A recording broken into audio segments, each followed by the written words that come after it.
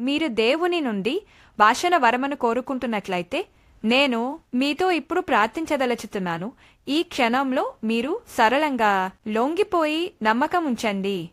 మీ నాలుకలో వచ్చే అక్షరాలు, శబ్దాలను అప్పగించండి మరియు పరిశుద్ధాత్మ వాటిని నింపనివ్వండి. తండ్రి, యేసునామంలో వారి కోసం ప్రార్థిస్తున్నాను. వారు తమ ప్రార్థన భాషను పొందాలనే కోరికతో ఉన్నారు. వారికి సహాయం చేయమని పరిశుద్ధాత్మయందు నేను వేడుకుంటున్నాను. వారు మితిమీరిన ఆలోచనలు చేయకుండా విశ్వాసంతో మీకు లొంగిపోవడంలో సహాయపడండి. ఇది శత్రువు నుంచి వచ్చింది అని, లేకపోతే తన స్వందోహ అని చెబుతూ వచ్చే అబద్ధాలను వారు నమ్మకుండా ఉండేలా చేయండి.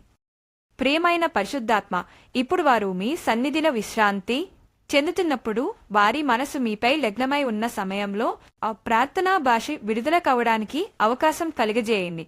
దాన్ని ఎక్కువగా ఆలోచించకండి. కేవలం లొంగిపోండి. ఫలితాలను పరిశుద్ధాత్మకు అప్పగించండి.